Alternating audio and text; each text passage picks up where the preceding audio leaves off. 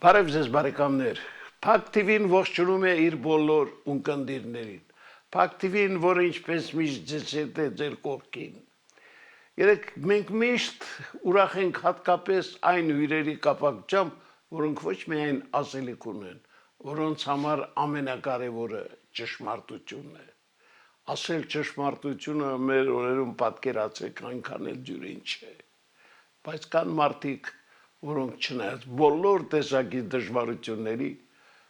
գնում են այդ ուղիով եւ կարողանում են ասել ճշմարտությունը։ Մեր այսօրվա հյուրը այդ առումով բացառիկ հյուրերից մեկն է։ Վլադիմիր Հովանեսյանն է, Պայստազորի գնդապետ,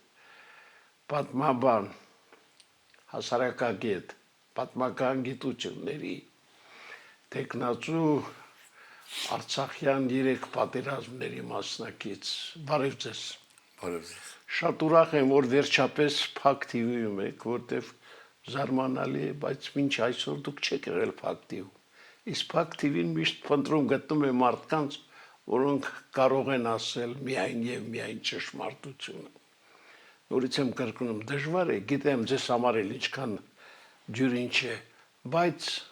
ձեր տեսակն է այդպեսին, ասել ճշմարտությունը։ Ուրախ եմ, որ իսկապես մեր հյուրն եք, բարև եկել։ Շնորհակալություն հրավերի համար, ինձ համար պատիվ է ձեզ այցելելը։ Պարոն Հովանեսյան, դե երևի սկսենք այն իրավիճակից, որում ազգովի հայտնվել ենք, շատ տխուր իրավիճակ։ Ես չէի ասի տխուր, դա կործանարար եւ մահաբեր իրավիճակ է, որտեղ պարանոիդ շիզոֆրենիայով տառապող մարդը մի ամբողջ ազգի հասցրել է գոյաբանական հարցականի աստիճանի։ Ես ինչու եմ ասում պարանոիդ շիզոֆրենիայով տառապող, որովհետև այդ մասին խոսել է փաստաբանը, այդ մասին 2014 թվականին գրել եմ ես, որ ինքը ազատվել է բանակից անբուժելի շիզոֆրենիայի հոդվածով։ Այնպես որ ես հիմքեր ունեմ այդ մարդու Նիկոլ Փաշինյանի մասին այդ հայտարարությունները անելու համար։ Նայեցեք, ով կարող էր դաժան երազում պատկերացնել, որ կգա մի բան, որ Հայաստանի Հանրապետության ղեկավարը եղեռնի ցեղասպանության մեջ կմեղադրի հայ ժողովրդին, ասելով, որ միջազգային ինտրիգների մեջ են մտել հայերը, դրա համար կոտորվել են։ Այսինքն այն ինչ երկար տարիներ գոռում էին թուրքերը եւ փորձում էին ներկայացնել որպես ճշմարտություն։ Դա ասեց Նիկոլ Փաշինյանը։ Ով կպատկերացներ, որ մարտունակ բանակը, որը միջազգային չափանիշներով աշխարհի 45 հզոր բանակներից մեկն էր համարվում, այսօր 102-րդն է դարձել, կրճատվել է 50%-ով, զենք զինամթերքը կրճատվել է 45%-ով եւ այն այլևս մարտունակ չէ, ընդ որում այդ մասին հայտարարում է քաղաքական ուժը եւ պատասխանատվություն չի կրում։ Ով կպատկերացներ, որ massայաբար մարդկանց իրենց հայացքների համար կկալանավորեն շինծ ու կեղծ մեղադրանքներով եւ ազգը կլարի։ Ով կպատկերացներ, որ կգա այնպիսի մի իրավիճակ, երբ Արցախի հանձնումը կներկայացվեր որպես փրկություն։ Բայց այսօր այս վիճակում են գտնվում եւ ազգը ունի միայն մեկ գերխնդիր՝ օր առաջ ազատվել այդ մահաբեր իշխանությունից։ Բացի դա, տնտեսական առումով մենք հայ ժողովուրդը այսօր ամենասարսափելի վիճակում է։ Պետական պարտքը 15 միլիարդը հատեց։ Ընդ որում պետական պարտքի մեծ մասը անգամ միջազգային բանկի հաշվետվություններով պետական այդ վարկերը չեն հասնում Հայաստանի Հանրապետություն։ Այն օֆշորներում լուծվում են։ Տեսեք, Նիկոլ Փաշինյանը հայտարարում է, որ զենք են գնել։ Ստոկհոլմի միջազգային կազմակերպությունը, որ ՄԱԿ-ին ամեն տարի զեկույց է ներկայացնում գնվող զենքերի եւ տարբեր պետական բյուջեներով գնվող զենքերի վերաբերյալ կամ պարտքով գնվող զենքերի վերաբերյալ, Հայաստանի Հանրապետության համար 2020 թվականից մինչև 2025 թվականն ներառյալ գնվել է 1 միլիարդ 250 միլիոն դոլարի զենք։ Հայաստանի Հանրապետության այդքան զենք զինամթերք է ձեռք բերել։ Իսկ ուրեմն մնացածը, ասում են ճանապարհներ են կառուցել։ Ճանապարհների կառուցման մեջ ծախսվել է ընդամենը $500 միլիոն։ $500 միլիոն։ Եվ այդ $500 միլիոն պետական բյուջեից է հատկացված։ 231 դպրոց են փակում։ Կառուցել են 14 դպրոց, վերանորոգել են 46 դպրոց։ 14 դպրոց կառուցել են, 46-ը վերանորոգել են։ Փակել են 231 դպրոց։ Ընդ որում ստրատեգիական այնպիսի կետերում, օրինակ Սյունիքում 50 դպրոց են փակում։ Տեսեք, պարոն Ղուշյան, ցինիկաբար Նիկոլ Փաշյանը հայտարարում է, որ ցեխերի մեջ են սովորում, մեզ որակյալ սերունդ է պետք ցեխերի մեջ։ Օրինակ, որ փակում են Համոս Սահյանի դպրոցը։ Այն դպրոցը, որը Համոս Սահյանն է տվել, դա ցեխերի մեջ անարժեք դպրոց է հռչակվել Նիկոլ Փաշյանի կողմից, որտեղ ինքը մեծն Բաքունցն է դասավանդել այդ դպրոցում։ Տեսեք, ես մի օրինակ բերեմ, ինքս Սիսյանցի եմ։ Սալվար դպրոցում 17 աշակերտ կար։ Փակեցին դպրոցը։ 6 ընտանիք դուռը փակեց, գյուղից դուրս եկավ Սիսյան եւ Երևան ապրելու համար, որովհետեւ երեխաները դպրոց չէին կարող հաճախել։ Եվ այսպես տնտեսության առումով ես Սիսյանցի լինելով վերջի կովը վաճառեցինք, որովհետև թուրքը գրավեց մեր 300 տարվա խոթարքը։ Թուրքը եկավ նստավ այդտեղ։ Դուք գիտեք, որ Սիսյանի հատվածում 5-ից 10 կիլոմետր թուրքն մտել է Հայաստանի Հանրապետության ինքնիշխան տարածք, դիրքեր է դրել եւ չի էլ մտածում այդտեղից հեռանալ։ Եվ մասսայաբար Սյունիքում 60% անասնագլխանակը կրճատվեց։ Եվ այսպես եւ վերցնում ենք Հայաստանի Հանրապետությունում կառուցվել է, փակվել է 28 ձեռնարկություն, բացվել է 1 ձեռնարկություն։ Արցախի այդ հսկայական հարստությունները չեմ ասում։ Ոչ մի հատ հեկ չի կառուցվել Հայաստանի Հանրապետությունում, 47 հեկ Արցախում տվեցին Թուրքին։ Դուք հասկանում եք, այդ սա է իրավիճակը։ Տեսեք, երեք կալանավորում են, տեսեք ինչ են անում, ասեք թե որևէ մի շարժում հզորանում է, չէ՞։ Իսկ ույն կալանավորում են։ Այսօր Վարդան Ղուկասյանը ինչու է կալանքի տակ, որովհետև պահանջ է եղել այդպիսի։ Իշխանության կողմից, որովհետև ուժ են տեսնում։ Ում նկատմամբ ուժ են տեսնում, նրանք կալանավորում են Նիկոլ Փաշյանի վախկոտ ստորաքարշ մարդու քաղաքականությունը։ Կալանավորել բոլոր նրանց, ումից ինքը վախենում է։ Եվ այսպես շարունակ։ Մեր ներքաղաքական կյանքում այսօր կա հսկայական անբարոյական թշնամանք մարդկանց միջև։ Փոքրիկ մի խումբ, որոնք ունեն պաշտոններ եւ հսկայական գումարներ են ստանում եւ նրանց ծնողներն ու ազգականները, ովքեր օգտվում են այդ հնարավորությունից, դեմ են դուրս եկել հայ ժողովրդին, հայ ինքնությանը եւ Հայաստանին։ Տեսեք, ինչպես կարելի է, երբ Թորոսյան կոչեցյալ այդ նախարարն ասում է, դե Ադրբեջանի տարածքն է, Ադրբեջանը եկեղեցի է քանդել, ինչ կա դրա մեջ։ Եվ ինչ հանգիստ տոնով։ Ոչ միայն հանգիստ տողով, բացարձակ հակամարտկային ցինիզմով։ Ախր նա ով է, որ այսօր երկրի նախարարներից մեկն է, զարմանալին դա է։ Լավ է, որ դուք փաստերով եք խոսում, որտեղ այդ ոչնչություններին միայն փաստերով պիտի մեր Այդ նույն Արսեն Թորոսյանի նկատմամբ, տեսեք, մեզնից ոչ հեռու, բուժկենտրոն կա, բժշկական կենտրոն կա, որի 17 անդամներին կորոնավիրուսի համար կանոնավորեցին քրեական գործ հարուցեցին։ $800 միլիոն օգնություն է եկել Հայաստանի Հանրապետության կորոնավիրուսի համար, Հայաստանի Հանրապետությունում այն փոշիացել է $800 միլիոն։ Միայն 110 միլիարդ դրամի թեստերով փող են աշխատել Արսեն Թորոսյանի եւ իր շրջապատի մարդիկ։ Տեսեք, թեստի ինքնարժեքը 2000 դրամ է եղել, մարդիկ մուծել են 7000, 15000, 14000, ընդ որում պետությունը պարտադրել է թեստեր հանձնել, որպեսզի այդ փողը աշխատեն, այսինքն պարտադրանքով իրեն կոռուպցիոն մեծ ռիսկեր են ունեցել։ Դուք ես նորից եմ կրկնում, հրաշալի է, որ փաստերով եք խոսում, այլապես ձեր դեմ կարող են նոր քրեական գործեր հարուցել, դե արդեն շողուրը կերևի դրան։ Եվ չմոռանանք, որ առաջիկա ընտրություններին դուք որպես համակիր գնում եք դուք կուսակցության հետ, իսկ դա նշանակում է, որ ամեն վարկյան դուք կարող եք կալանավորվել։ Ասեմ ձեզ, որ այդ կուսակցության մեջ են իմ մարտական ընկերները, նախարարներ, ում ես շատ հարգել եմ, Վարդան Ղուկասյանին անձամբ ճանաչել եմ, հարգել եմ ծառայության ընթացքում, եւ ես գտնում եմ, որ բոլոր հականիկոլական ուժերին ես հարգում եմ, հաջողություն եմ ցանկանում, բայց ես հարում եմ այս կուսակցությանը եւ շարունակեմ խոսքս։ Եկեք, քանի որ անդրադարձան կոռուպցիային, շարունակեմ այդ թեման։ Բացեք փակագծը։ Բացեք փակագծը։ Օրինակ համար մարդկանց ներկայացնում են, որ առողջապահության այդ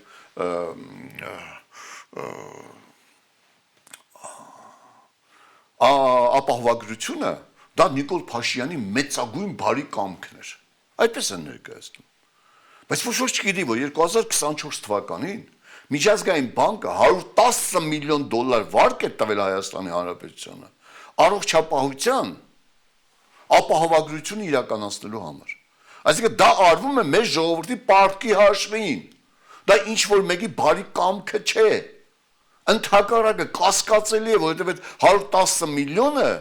տվել է միայն նախապատրաստական աշխատանքների համար։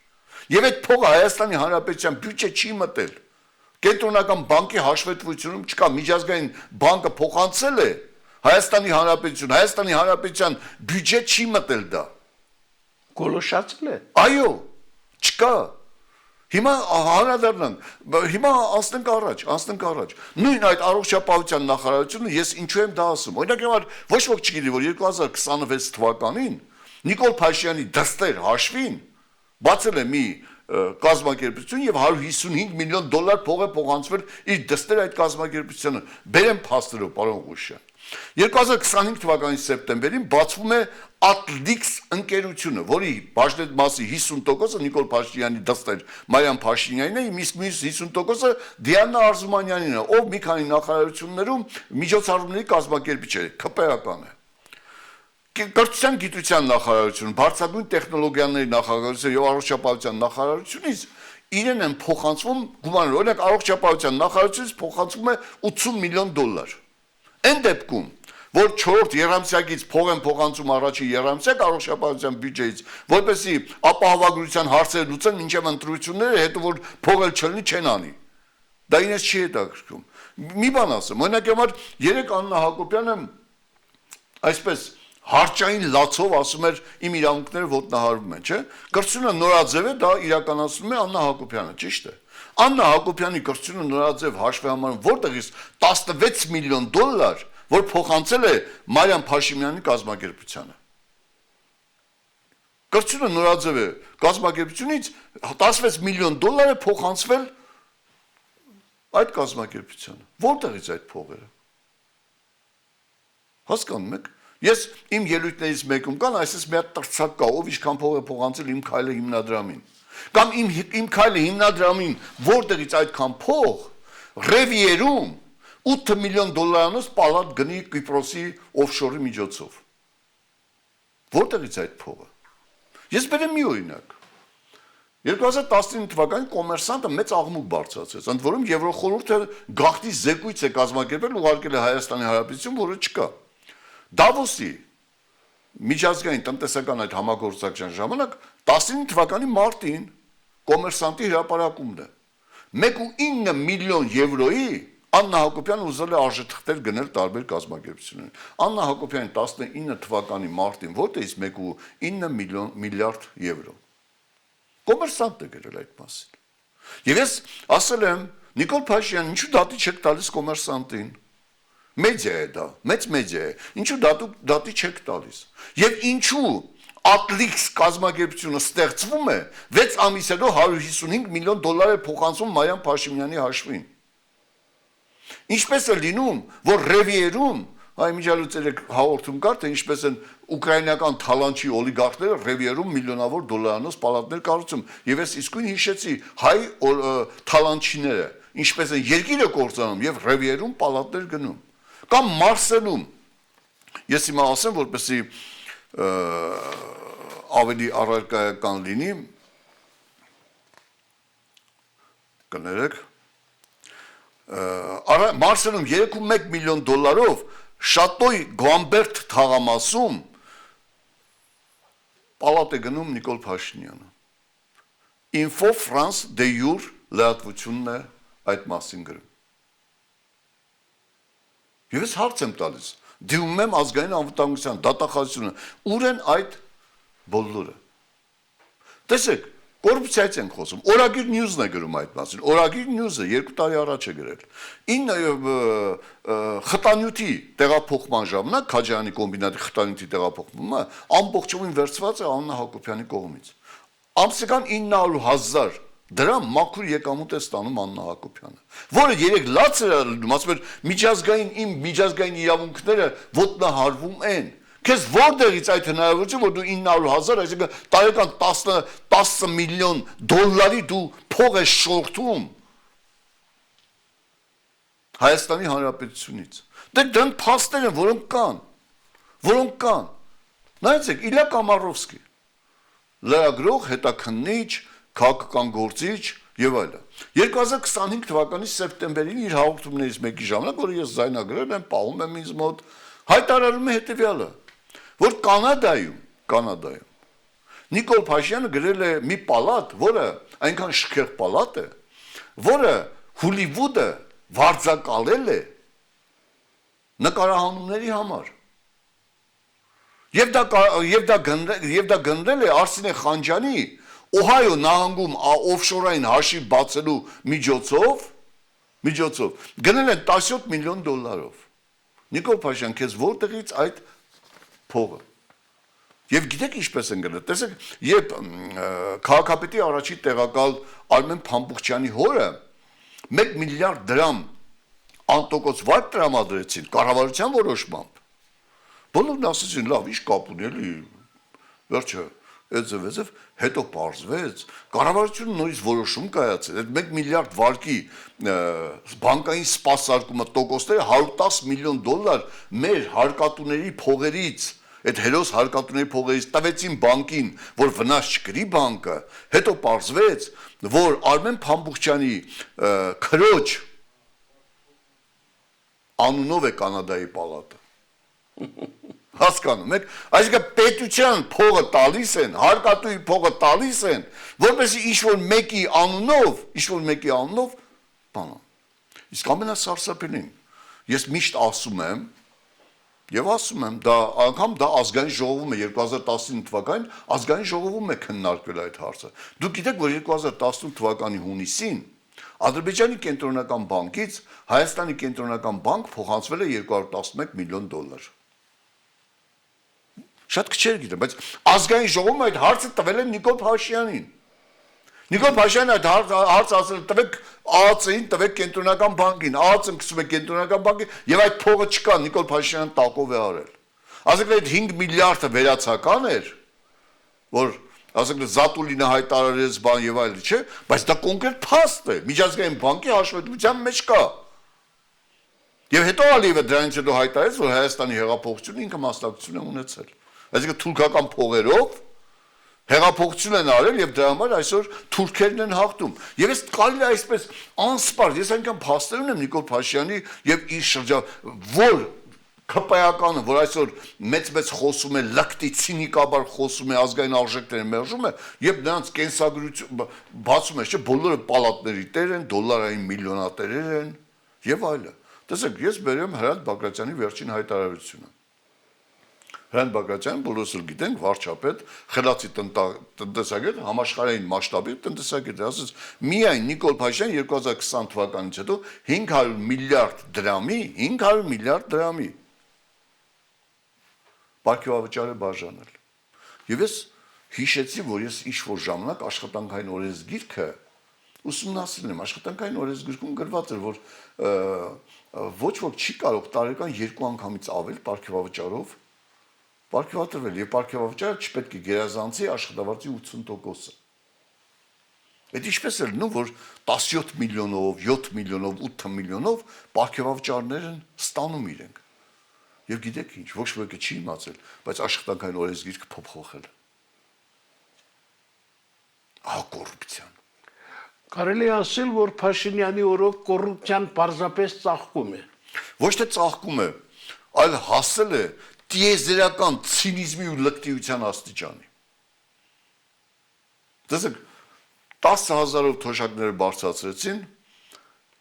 ինֆլյացիան 20,000-ի վնաս տվեց թոշակառուին։ Ձուն կրկնակի թանկացավ, ամեն ինչ կրկնակի թանկացավ, 1000 դրամով միսը թանկացավ, բանջարեղենը թանկացավ, կատնամթերքը թանկացավ։ Այսինքն 20,000-ի ինֆլյացիա 10,000 տվեցին, չէ՞, բայց դա կարծես թե ավարտը չէ։ Ցինիզմը շարունակվում է։ Ես ուրիշ բան ասեմ։ Տեսեք, դուք ասում եք, ես ուզում եմ մի հարցել անդրադառնամ, որից հետո կպատասխանեմ ձեր հարցին։ Տեսեք, կոռուպցիա չկա, չէ՞ Նիկոլն է ասում։ Ես Սիսյանից եմ։ Աննա Հակոբյանը հայտարարեց, որ պետք չի 8 խանութները կապել իր անվան հետ։ Այն ինչ որ Նարեկ Նալբանդյան օլիգարխինն է։ Տեսեք, կոռուպցիա չկա։ Ես Սիսյանից եմ։ Գեղամի խանութ կար։ Այդ տղան բեռնակիր էր աշխատում։ Այդ խանութը բացեց։ Խանութը դարձավ իր սեփականությունը, գնեց խանութը։ Գալիս են ԱԱՑ-ն ու հարկայինը 5 միլիոն տուգանում են։ Կանչում են, ասում են կամ հրաժարվում ես խանութիցդ, կամ 50 միլիոն տուգանալու ենք 4 տարի նստելու ես։ Եթե Աննա Հակոբյանինը չի, Նարեկ Նալբանդյանինն է, ԱԱՑ-ն ու հարկայինը ինչ գործ ունեն մարդուն ստիպեն իր խանութը վաճառել։ Նույնը սիտի եւ այդպես տասնյակ բաներ։ Եվ այսպես տասնյակ։ Եվ ամենասարսափելի մի բան ասեմ, չէ՞։ Golden Palace-ը գիտեք, պարոն Ղուշյան, Golden Palace-ը գիտեք, Ծաղկաձորում, որը 10 միլիարդի արժեք ուներ դրամ։ Նախքին տերը, որը հարկային բաներ, կոռուպցիոներ էր, այսպես ասել։ Այո, հայտնի Արմենավետիչյանը։ Հա, կոռուպցիոներ էր։ Տվեց կառավարությանը, որի ինքնարժեքը 10 միլիարդ դրամ էր։ Եվ կառավարությունը գիտեց ինչ արեց դա։ Տվեց Նարեկ Նալբանդյանին, գիտեք ինչպես։ Գիտեք, այն Նարեկ Նալբանդյանին, որը դրանից առաջ 18 թվականին դատական քաշքշուկների մեջ էր մի քանի միլիոն դրամի պարտքի պատճառով, պարտք ուներ մի քանի միլիոն դրամ։ Հիմա տվեցին Նարեկ կառավարության որոշումով 10 միլիարդ իջեցրեցին 5 միլիարդ, 5 միլիարդանոց այդ շենքը տվեցին Նարեկ Նալբանդյանին 0 կոպեկով, որպեսզի 10 տարի Նարեկ Նալբանդյանը աշխատի անտոկոս վարկ, կառավարության պարտքը 5 միլիարդը մուծի։ Դուք Հայտարարություն։ Հայտարարություն այն խոսքը չէ։ Դե ես ասում եմ, ցինիզմի, այո, կեղտում է, եւ այսքանից հետո այս իշխող կառավարությանը պետք է մարդիկ գնան ձայն տան։ Ինձ թվում է, եթե ինչ որ մեկը ձայն տա, ապա դա կդառնա հայ ժողովրդի գերեզմանափոր։ Իրեն կարելի է հռչակել հայ ժողովրդի գերեզմանափոր։ Որովհետև նայեցեք, խաղաղության, այսպես կոչված խաղաղության պայմանագիրը, որը Նիկոլ Փաշինյանը 20 թվականից մինչև հիմա հրամցնում է հայ ժողովրդին խաբելու համար, ես վերջերս ուսումնասիրել եմ Ադրբեջանի բոլոր քաղաքական գործիչների հայտարարությունը։ Նախ Ադրբեջանը խաղաղություն չի կնքի Հայաստանի Հանրապետության։ Խաղաղություն չկա, այդ որ գրել են խաղաղություն բառը, դա խարդախություն է, խաղաղություն չէ։ Երկրորդը, պարոն Ղուշյան, 20 թվականից մինչև այսօր ներկայացնում եմ մի բան, որը գոյություն չունի, որը Ադրբեջանը չի ցանկանում։ Ադրբեջանն ասում է, կստորագրեմ խաղաղությունը։ Սահմանադրություն փոխիր։ Դու քեզ հռչակիր ոչ անկախ պետություն, ոչ ինքնիշխան պետություն։ Անկախության հռչակագիր դու չունես։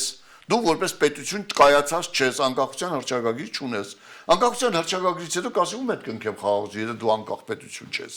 Դա մեկ։ Երկրորդը, ասում է 300,000 ադրբեջանցիներ պետք է գան ապրեն այստեղ։ 1987 թվականի մարտահամարով Հայաստանի Հանրապետության տարածքում ապրել է 127,000 ադրբեջանցի։ 300,000 ադրբեջանցի գան Հայաստանի Հանրապետության ապրել։ Ընդ որում, ադրբեջանցիները պետք է գան իրենց ադրբեջանական գվարդիայով, այսինքն ինքնապաշտպանական գվարդիա պետք է ունենան Հայաստանի Հանրապետության ինքնիշխան տարածքում զինված ադրբեջանցին պետք է պաշտպանի ադրբեջանցուն։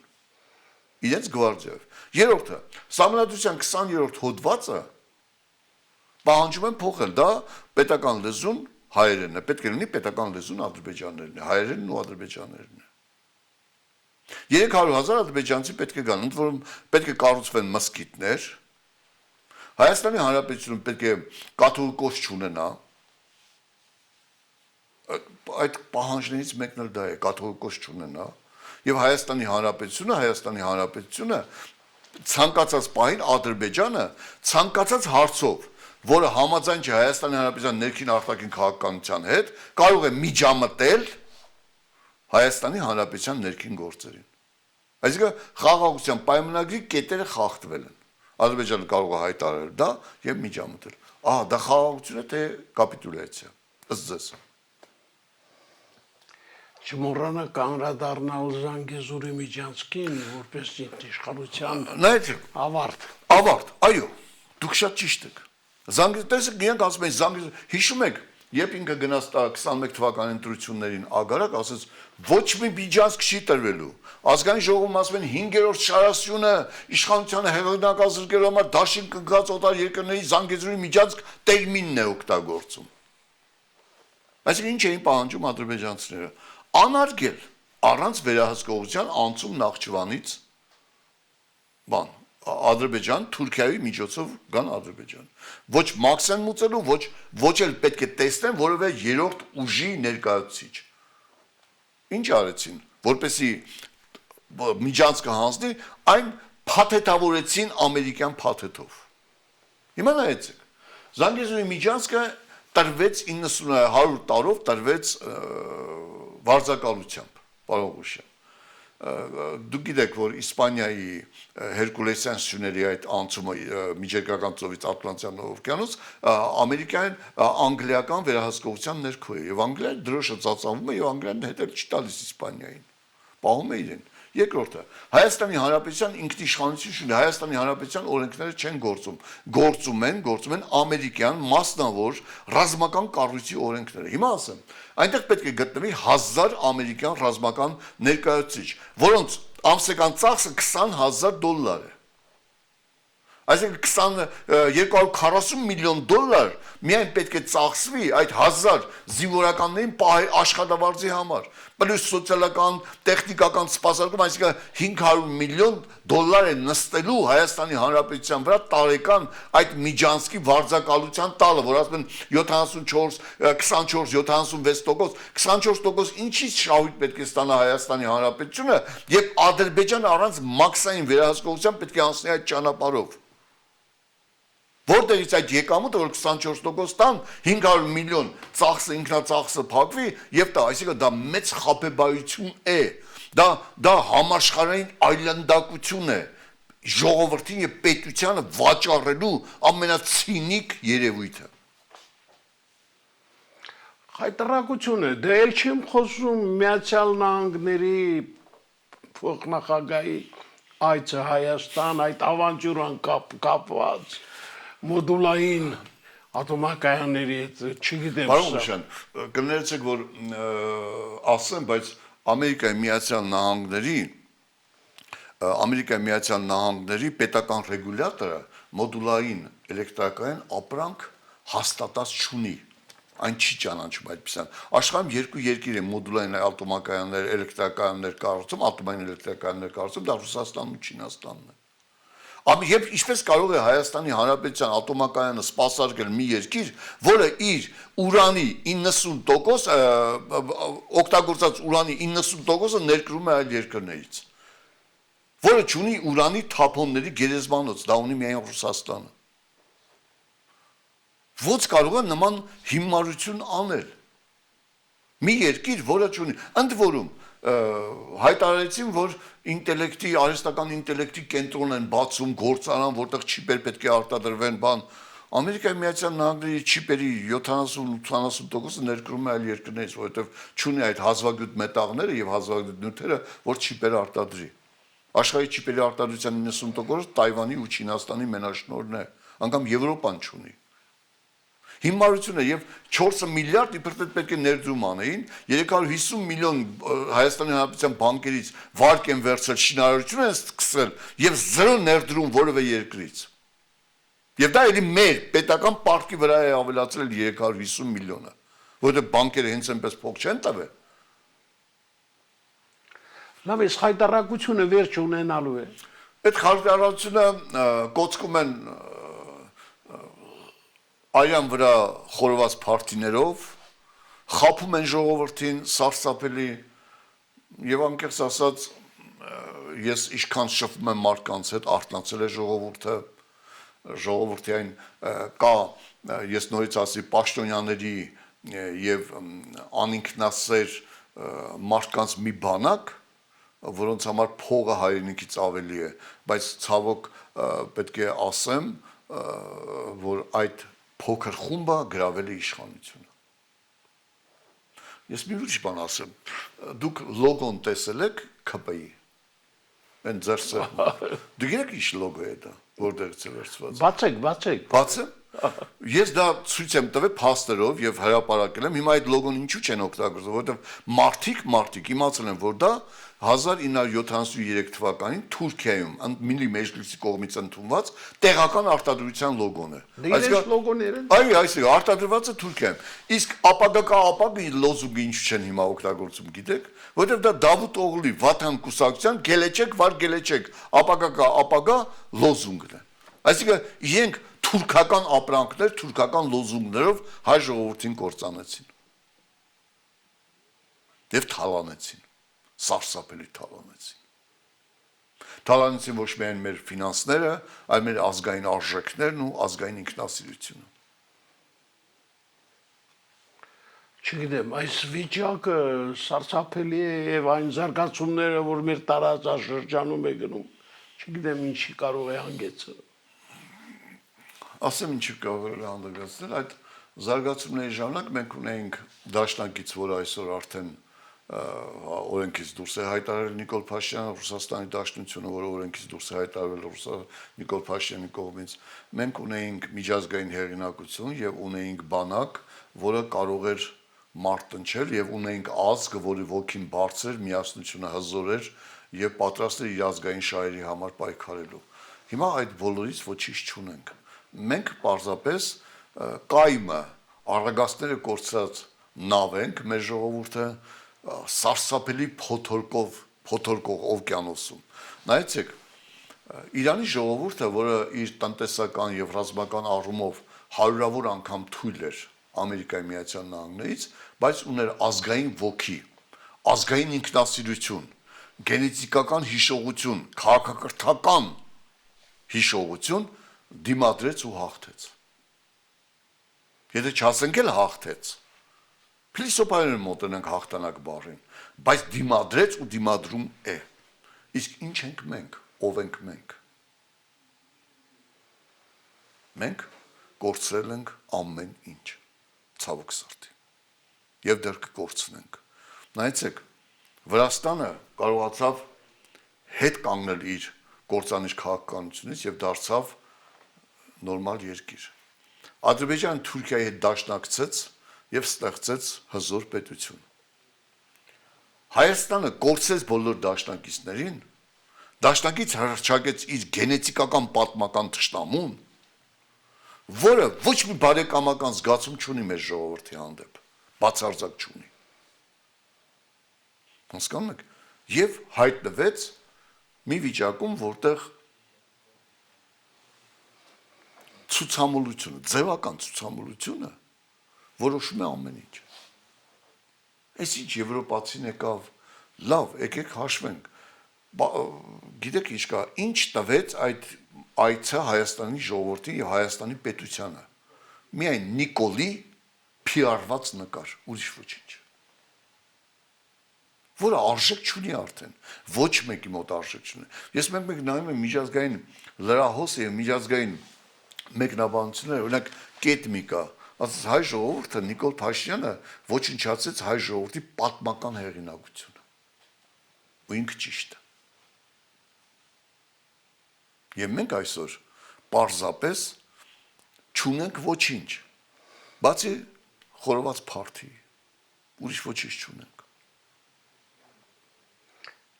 Պարոն Հովհաննիսյան, ես ուզում եմ, որ դուք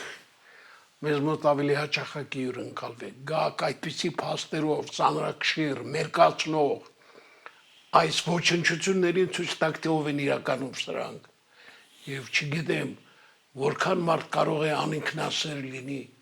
եթե առաջիկա ընտրություններում կարող է սրանց ձայն տալ։ Սարսափելի է, գիտեք, մտածելն անգամ։ Մտածելն անգամ, այո։ Շնորհակալություն, որ եկաք։ Ես եմ շնորհակալ հրավերքի համար։